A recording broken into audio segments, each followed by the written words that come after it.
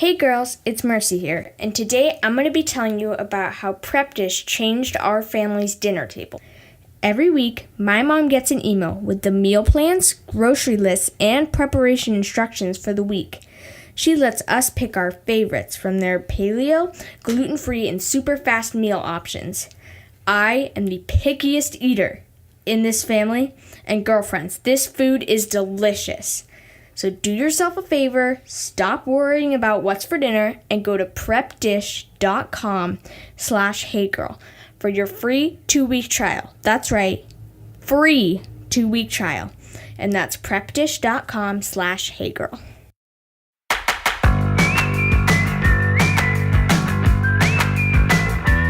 Hey girls, and welcome to another episode of the Hey Girl podcast. We're your hosts, Bethany and Emily and Laurie Casagrande. And each week, we get to share with you stories from women of all ages and stages of life who are following Jesus right where they're at. Our prayer is that each story encourages you to run your race in your place. This week, we have Emily Thomas. She's also known as Mom Struggling Well.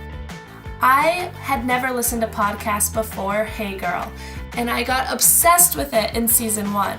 But the bad thing was, it only comes out once a week. So during the middle of the week, I was like, you know what, I can't wait until next Monday. I had to search for something else. So I was scouring the Google searches of Christian women podcasts, and I saw Mom Struggling Well. I thought that was a pretty funny name, like, you're struggling, but hey, you're struggling well. And I'm not even a mom, but I was like, I'll give it a try. I thought Emily was hilarious. She has a dry sense of humor, she's really clever and candid, and I fell in love with her podcasts. So when Bethany was thinking about season 2, I said, we have to reach out to Emily and see if we can get an interview with her. So without further ado, I'd like to introduce my second favorite podcast host ever, Emily Thomas.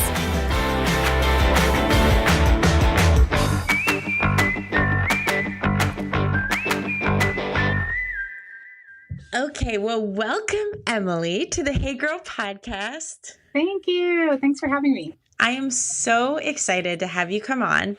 And in a minute, I'll let you share your story, but I always like to say a real quick thing about how I even know who you are. And you are not, as we call, a real life friend, as in this is the first time I've seen your face, and it's on my computer. So, and it looks like you're in a closet, maybe? Yes. I record my podcasts in a closet. I love that. You and Jen Hatmaker. Okay. I've definitely seen pictures of her in her closet recording her podcast. That's awesome. So I have a co-host, Laurie, who started listening to my podcast in its first season, Hey Girl. And then I guess, did a search of similar podcasts. She's like, oh, I love this. I should see if there's something in this category. And yours was the one that popped up. Okay. And so she messaged me and was like, hey, have you ever heard of this one? And I started a podcast having never barely listened to them. So I didn't know a lot about them. Okay. So I got introduced to you and I listened to your podcast. I loved it. And here is what I'll say. I wish Laurie could be here because you remind me of my co-host. Oh, that's so fun. So like your sense of humor and her sense of humor, I feel like you guys would be perfect, like just buds for sure. That's awesome. That's good. I'm misunderstood a lot for my sense of humor, so I love when other people have the same one. Oh my goodness. See, I love your sense of humor, and Laurie, we've told her, is like the funniest person that we know. And so I just appreciate it a lot. I'm misunderstood for a lot of things, but probably not my sense of humor because I'm really not that funny. But in my mind, I'm hilarious. Hey, yes. That's all that really matters, right? Yeah, exactly. So some of our listeners may not have met you or had the privilege of listening to your podcast, which is Mom Struggling Well. They should definitely stop this episode, pause, go look it up, subscribe, and then come back. And then come right back, because I would love for them to hear a little bit more about you. So would you be willing just to share some of your story? Yeah, well, I mean, the story that that got me to actually starting the show, my husband and I had 6 years of infertility. And when, I guess I just imagined that I'd be really good at being a mom. 'Cause I was always really good at school. Like I don't know. I just felt like if I tried stuff in my life, I typically was pretty good at it. Not to be like I'm amazing, but whatever. Well, when my kids actually came, they're both adopted because we never were able to get pregnant. It was just really bad. I wasn't good at it. They weren't doing what I wanted. And turns out like I really like order and quiet and neat and, I just tidy, and it just wasn't. Which is like the opposite of having children. Yeah. Like I should have been an aunt, just stayed an aunt. But whoops, I have 2 kids. And so, I had a lot of shame because I wasn't that into it. And being really results oriented and kind of perfectionistic, instead of going, oh, the Lord will use this in my life to grow me, I just doubled down on the control and the stubbornness and it didn't go well because I was not looking for it to change me. I was looking to change them. And so anyway, but again, I didn't say it out loud because that's shameful. Like I wanted these kids for so long. I should love it. And, anyway, so I found acceptable ways to completely ignore my role. I started an Etsy shop and and those things are great. I love Etsy shops, but I started a blog and I did things instead of motherhood. Like their needs were met. I wasn't the worst mom. I'm not going to be on the news for neglect or anything, but I could have been doing more, but it was just too hard for me to face the fact that this wasn't going well. It wasn't like I thought. And so anyway, knowing that it wasn't them, they're great. It's totally me. Anyway, so I felt the Lord tell me it's time to lean into this role. And I want you to start a podcast. And anyway, so the concept of struggling well came up because I was waiting for the trials to go away so I could enjoy my life. And I just thought I just need to sort them out once and for all. And then I can finally have a good time in my life. And anyway, a friend said, well, we have to struggle well because the struggles aren't going to go away. I mean, and he says that in this world, you will have trouble. But I just felt like that somehow either didn't apply to me or I don't know what I thought. Anyway, so then I thought, well, sure, I'll do a podcast like Women Struggling Well or something. And he was like, Mom Struggling Well. I was like, no, are you kidding me? I don't want to do a mom podcast. I don't even like being a mom. Like, this doesn't make any sense. And so I argued with him for a while about that. And then eventually it was like, well, typically it's not good to not listen to God. So I did. And basically just ask questions to women like, what? Please, how do I not be so bad at this? And it basically started out as help for me that was publicly recorded for other people. It was like a counseling session that everyone got to listen in on. Yes. Because I'm willing to say the things that other people are like, oh my gosh, I thought that, but I didn't want to say it. So we're like kindred spirits. Oh, yay. Except mine are normally like the inappropriate things that they're like, nobody was going to say that out loud. So and funny. You went there. Funny. I'm curious, you mentioned doing all these other things, Etsy shop. Do you feel like you wanted to be good at something? So it wasn't even necessarily a distraction from kids. It was, I just need something in my life that I feel successful at. And since kids are not, I'm not feeling that way with them, I'll find something else that I am. Yeah. And I think you can do that in a very healthy way. But I just know for me, I was doing it to not have to deal with the fact that I was really not liking being a mom. So for me, it was an avoidance of what I should have been leaning into because it was refining me.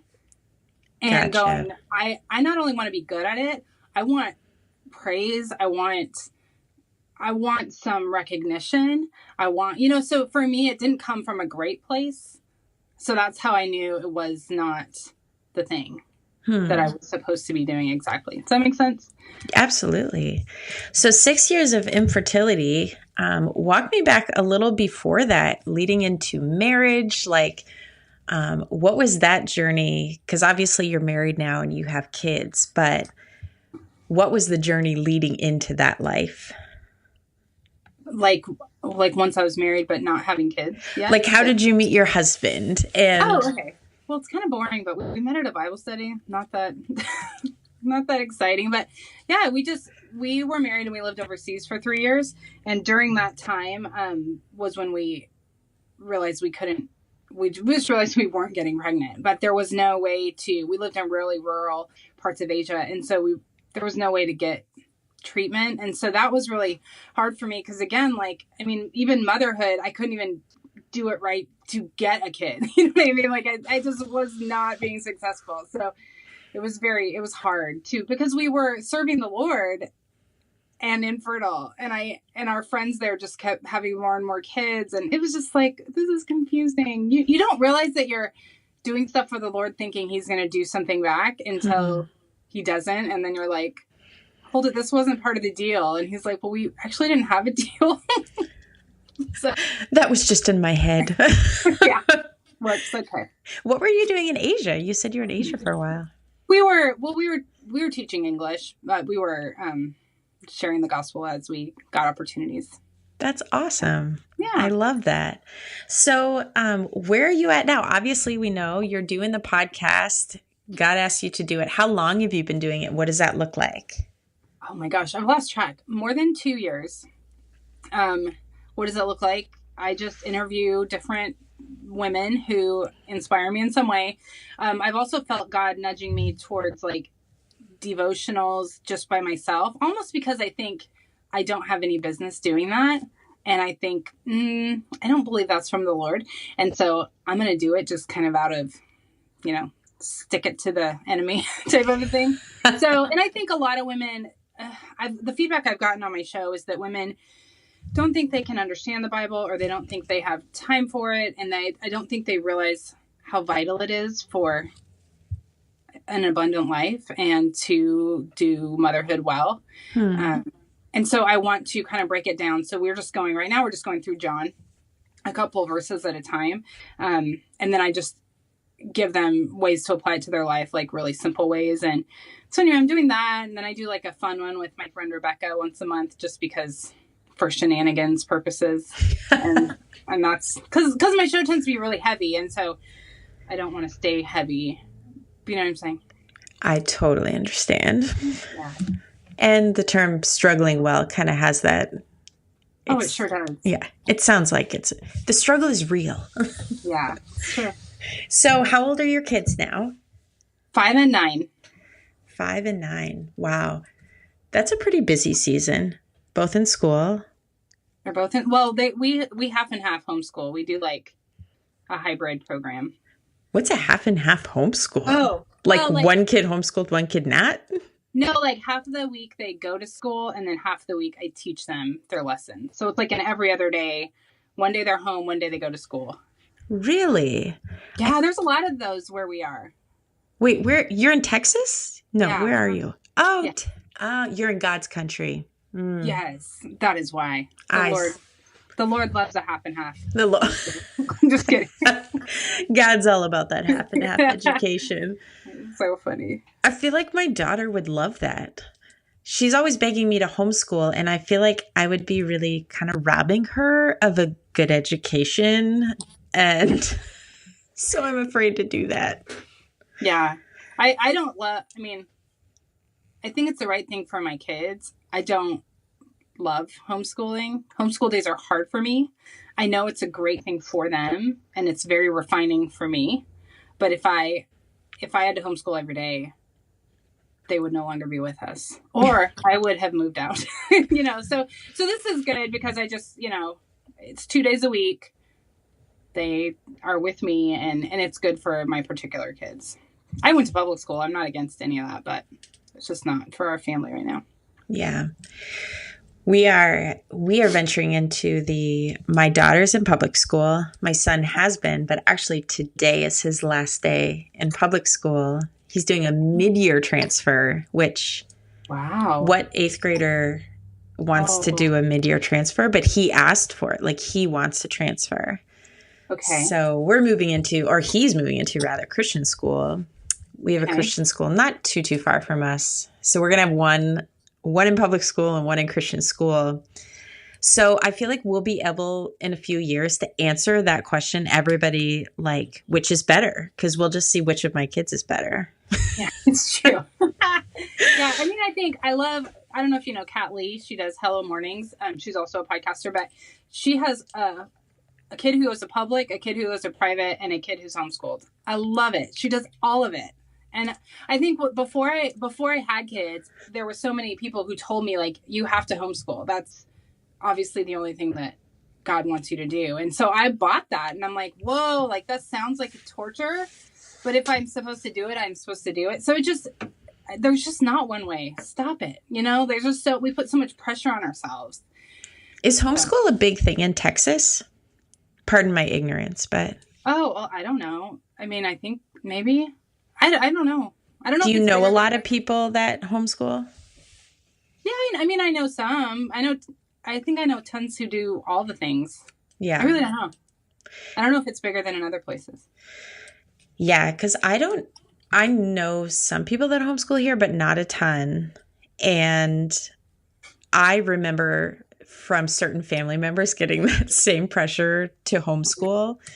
And at one point I was handed a book about homeschooling, and really the message was, if you send your kids to public school, they're going to go to hell, and you don't want your kids to go to hell. So therefore, it was a very confusing time because I didn't want them to go to hell, but I also didn't want to experience hell by homeschooling them.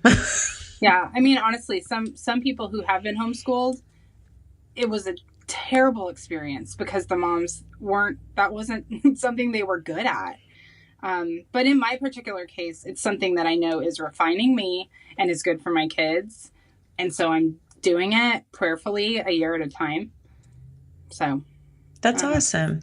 Yeah. So in your season of life right now, what is happening or what is going on that has you really excited? Something that you just love about this season?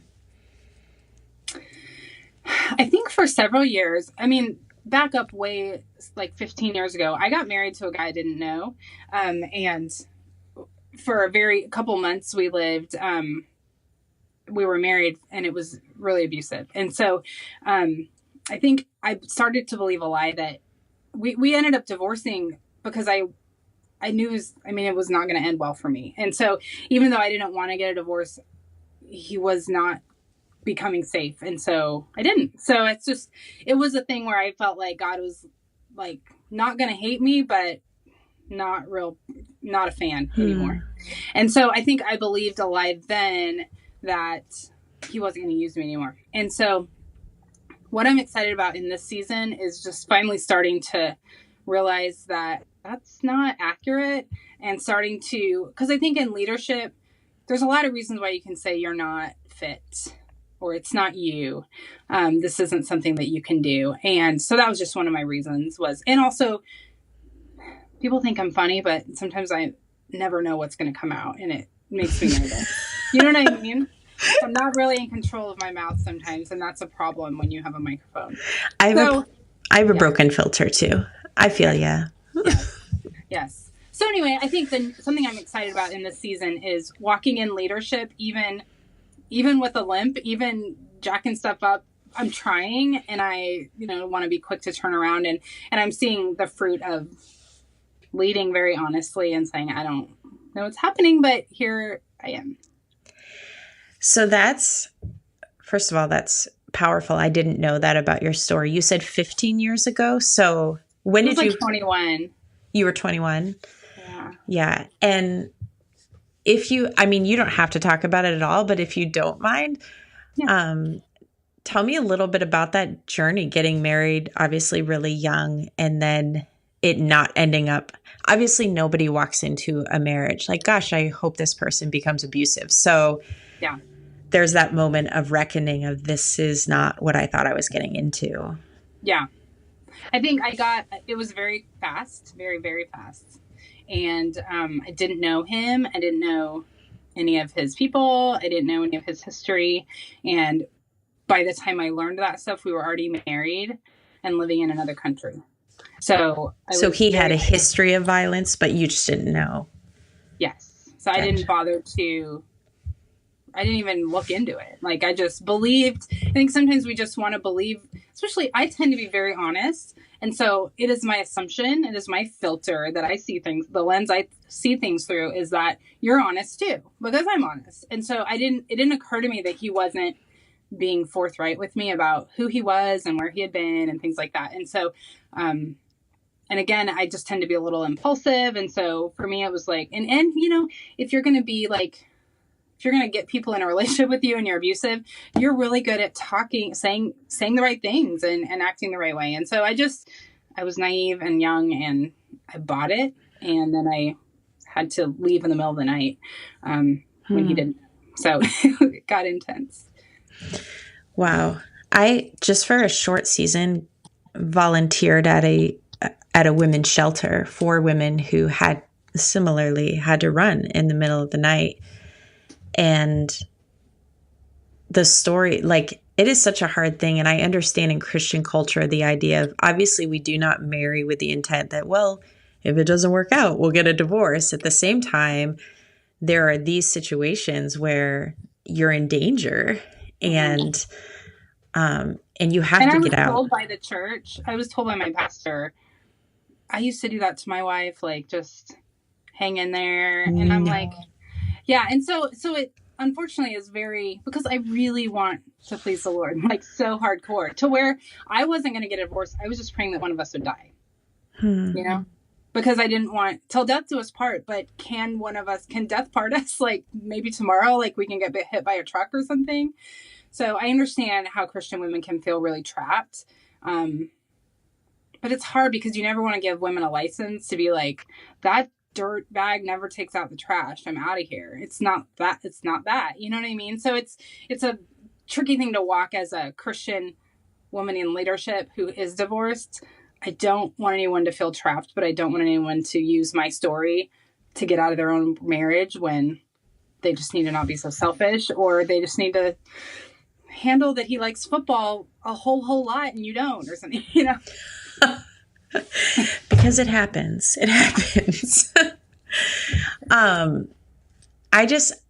I love how you shared that side of you go through something like that and that feeling of, okay, well now, and you said it like, God doesn't hate me. I'm just, you know, I'm maybe not his favorite. And I think obviously more than divorce, but there are a lot of things for Christian women in particular that we walk through, choices that we've made, things that we've experienced, especially in, obviously there's a lot of conversation around the Me Too. And sometimes it's things done to us that we feel we wrestle with those same lies. Yep. And for you, so many, like I'm just thinking all of those years that the enemy kind of tried to plant that. And what a beautiful thing when God's able to bring freedom from that and take stories like yours and use them to help bring freedom to other women who maybe are still just carrying that burden. If you could sit down with another, just a sister who maybe she's gone through something similar. She's got in her past, she's divorced. You know what? Honestly, maybe it wasn't even abuse. Maybe the divorce itself wasn't, maybe she made a poor decision even in divorce, but that's her story. That's where she's at. But really wants to serve the Lord, wants to be used by God. How would you encourage her towards kind of where you've walked in your journey towards freedom? So obviously the thing that I loved and I've actually tested, it's kind of like when you walk on something, you're like, I wonder if this can hold me. And you kind of jump up and down and be like, I have tested out hardcore Romans 8:28, that he literally can turn anything around and use it for good. And it's a neat verse to put on a pallet board and put it in your kitchen. But like, it's a whole nother thing to go, no, like he really does. Like he's done it a lot. And I have all these times I can remember it. I think that the lie that I believed, I just had this vision in my mind of like train tracks that just ended. Like this was where my actual life of meaning and usefulness ended, was at the divorce. And I think, it just is a lie. And God has God has used my story to help women stay, because they just want to go, well, but I want out too. Like, look how great your life turned out. And C.S. Lewis says that a divorce is like an amputation of a limb. And I agree, even though it was very short and even though it was incredibly unhealthy. I cried every single day for a year, like in public, like uncontrollable. I was just so heartbroken. It is incredibly painful. So I just think that it's not anything to be taken lightly. So God has used it to keep marriages together. He's used it to help Christian women get out of abusive situations. Like, he does things so crazy good and unconventional that we can't see how he's going to use it. We just have to trust that he will. And I was at a women's event this morning, and my friend Suzanne was speaking, and she said, we want to have like open hands with the Lord. But when we open our hands, if you just like rest your hand after you've opened them, your fingers kind of curl back up a little bit. Like, it's just, we think it's natural to like, oh Lord, I give this to you. But what's natural is to hold on to it. So I think what I would encourage is just to continue to practice the opening, and not to beat yourself up that you kind of closed up a little, because that's natural, but just continuing to give it to the Lord, and trusting that he's just such an artist and he's just completely masterful with the way he mends our stories and uses them, that we don't have to fear that we are beyond what he can turn into something fantastic. Amen. I love the reality that, just that reminder that we serve a redemptive God. Like, in all of the story, in all of Scripture, he is a God that redeems things. And that's true both in our lives and in all of history. And so to have that, I think it might be one of my favorite parts of doing interviews with women is getting to hear those stories, like the redemptive stories of, I was in this place, and whether it was rock bottom or I walked through this thing, and then now here God is using it.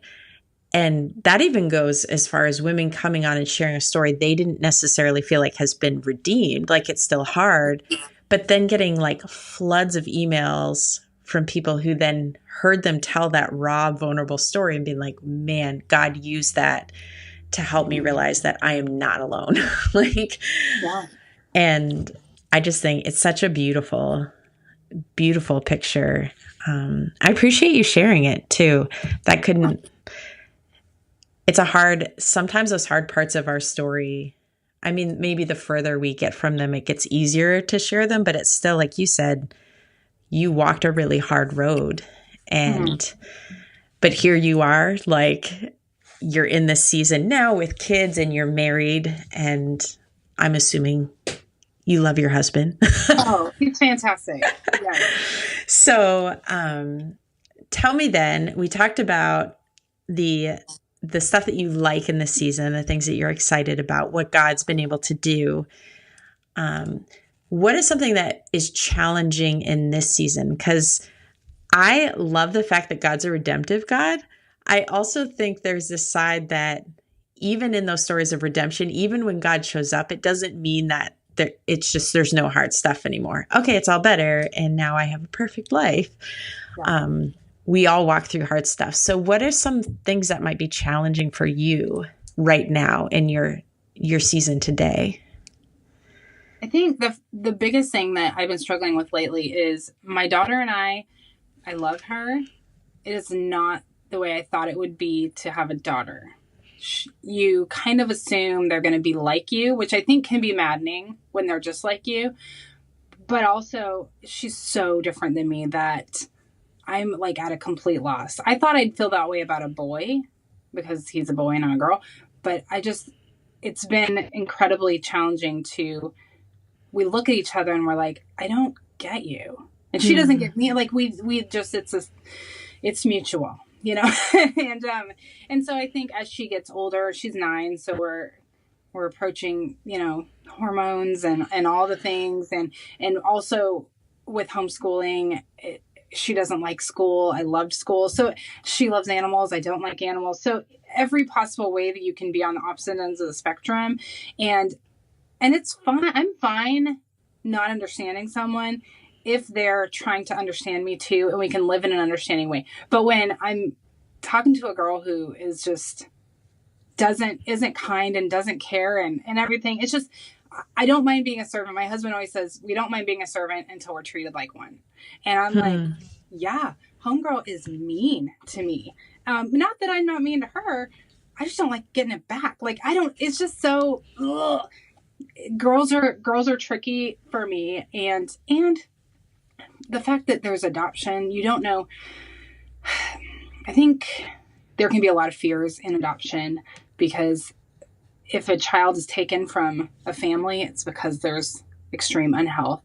And so then you wonder, nature versus nurture. I can let my mind run away with the way she's going to turn out, based on her biological family, based on the fact that she's not similar to me. We always tend to think that we're like, we nailed it. Like, look how good I turned out. And you're not doing it that way.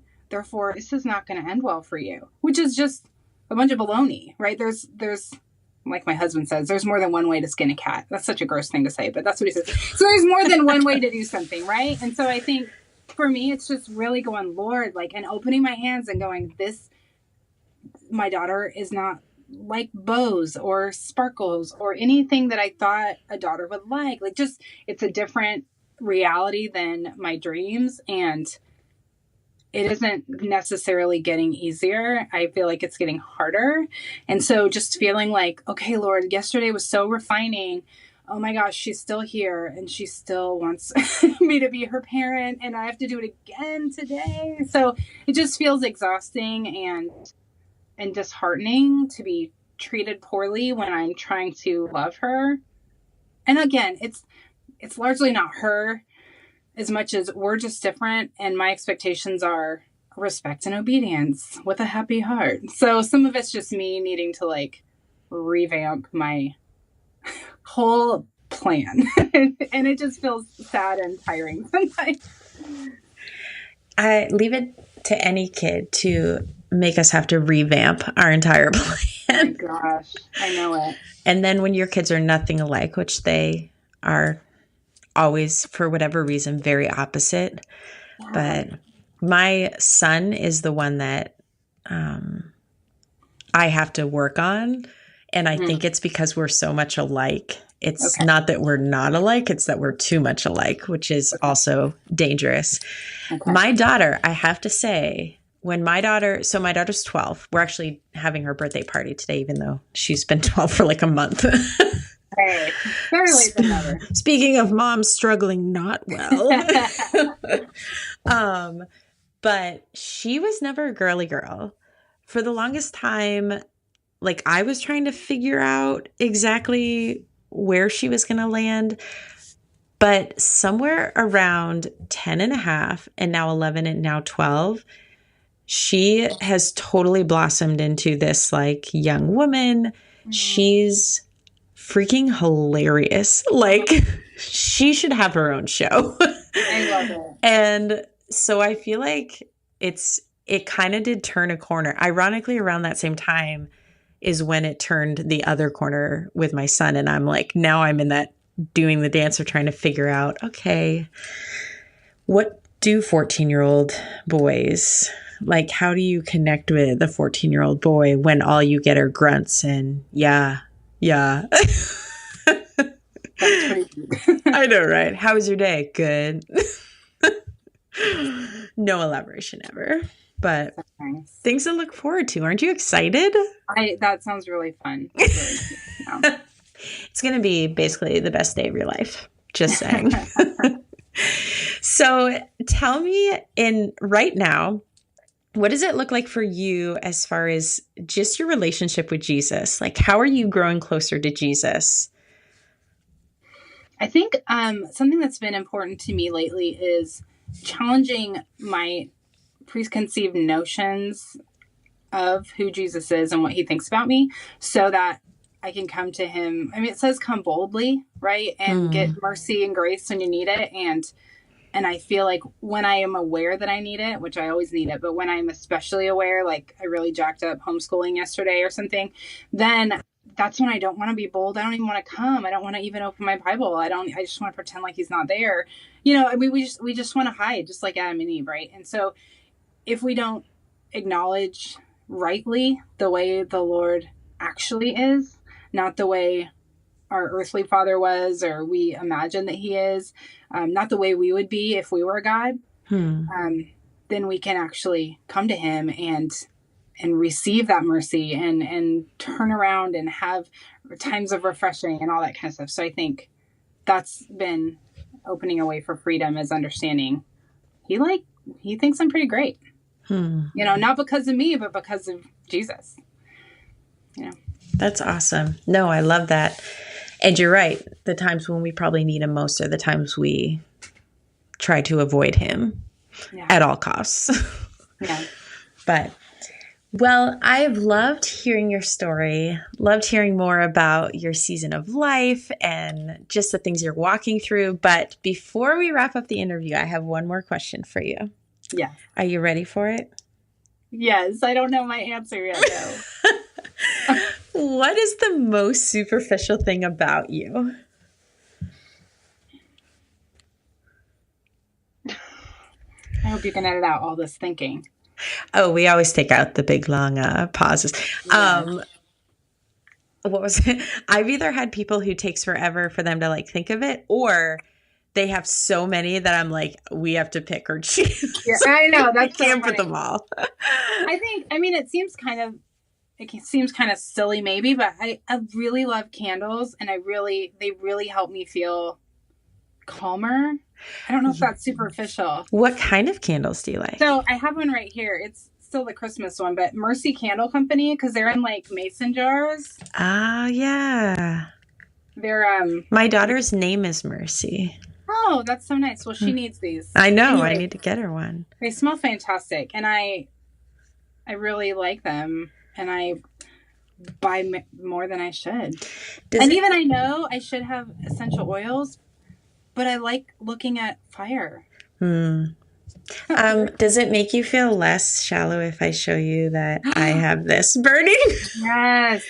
Oh, that smells so good. Mine has vetiver in it too. I have no idea what that even means. I don't either, but I'm glad this is there. the Magnolia candles. Okay. It was like my Christmas gift. It smells amazing. I got one from Magnolia Market. I spoke in Waco, across the street from Magnolia. What?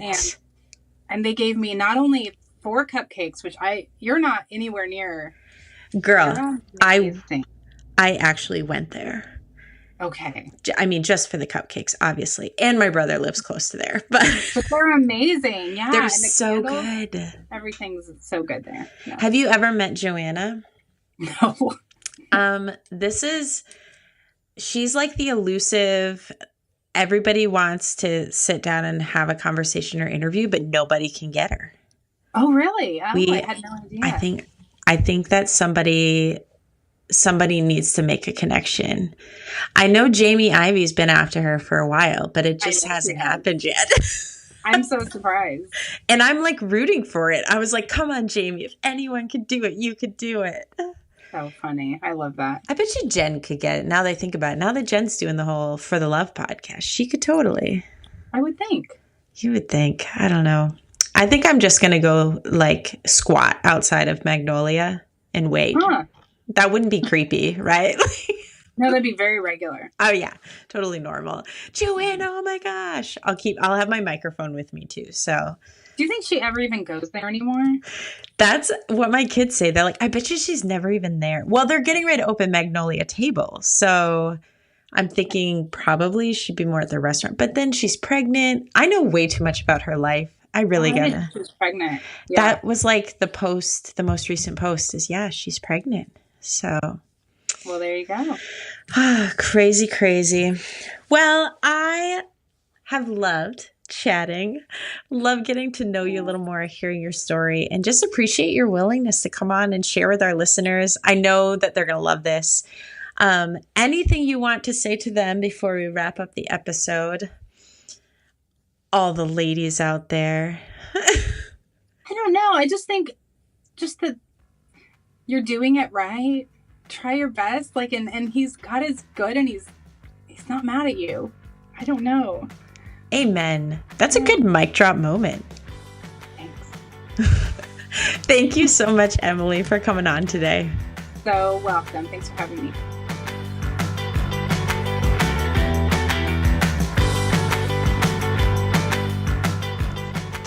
Okay, girls, that was Emily Thomas from Mom Struggling Well. And Laurie, first of all, thanks for introducing me. I had never heard of that podcast before, but once you sent me, hey, have you checked this out? I went and listened, and just like you, I loved it. She is hilarious. If you don't follow her on Instagram, you definitely should, because I crack up over all of her videos. Emily, you are my soul sister. Yeah, she's fantastic. So we talked about a lot, but the thing that I kind of marked down and really resonated with me was when she talked about this idea of open hands are not natural. And that idea of, you know, just that surrender, that being open to what God has for you and, you know, whatever he's doing and not wanting to control it is so hard. It's like we all go around with these clenched fists sometimes, and we don't even know that they're clenched until you think about it and say, if I had open hands, how would this look different? It's so true. And that's been so much a part of my life, and I'm sure other people's, is learning how to just let go. Sometimes I physically have to stop and like open my hands, like clench my fists and then open them just to remind myself, okay, let's just be open and see what God's doing here. It makes you more vulnerable, I think. Yes, which we love to talk about, and I hate to do. Yeah, the feeling is not awesome. Yes, not cool.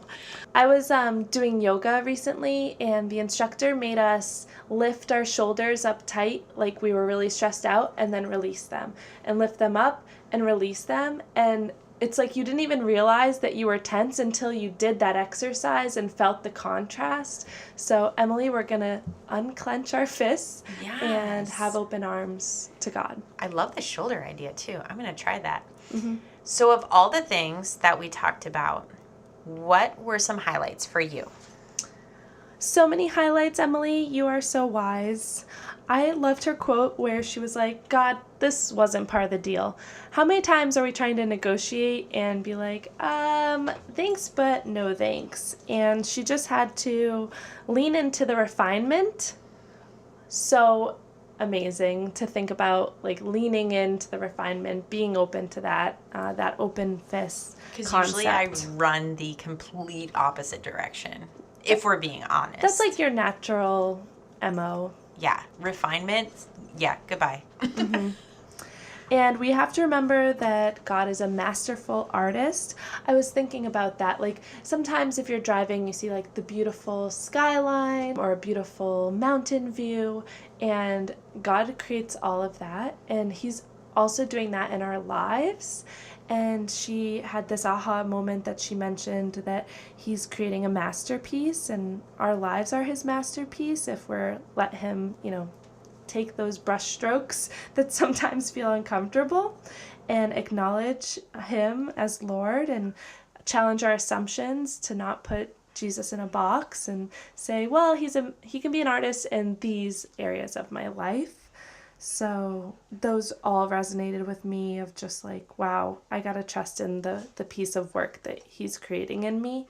It's like those art pieces that when you go really, really close to, like you just can't, it just looks all muddled, and then they tell you to almost like cross your eyes and then slowly pull That's like back. the newspaper one from like the comics growing up. Yes, but then you're like, oh, I get it now. Yes. I feel like we spend most of our lives like with it up at our face and Uh-huh. then being like, I don't like this. Like, this isn't pretty.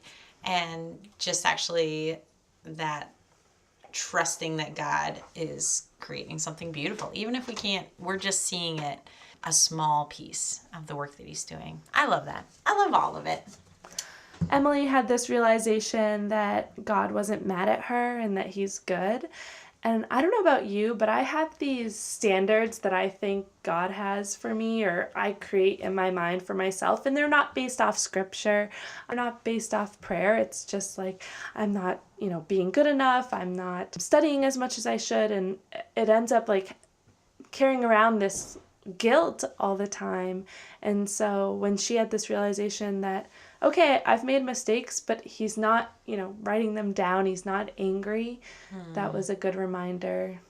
I actually heard a pastor's quote. I'm trying to remember which church we were at, and he was talking about the difference between believing that God is good, but believing that God is good to you. And that a lot of us believe in the goodness of God. Like, yeah, God is a good God, but somehow we don't personalize that. Mm-hmm. And a lot of it is that we carry that, well, God's mad at me, or like he's disappointed in me.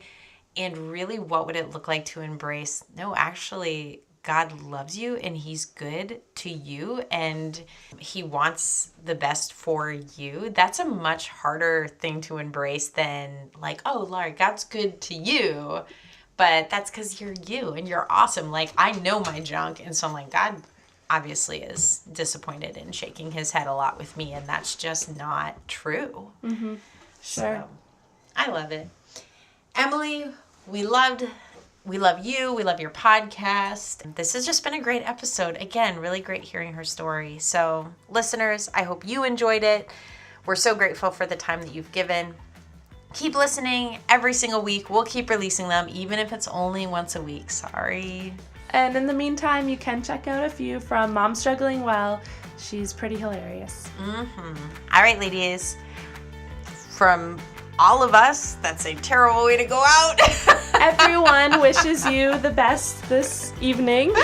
We want you to continue to run your race in your place and be awesome for Jesus.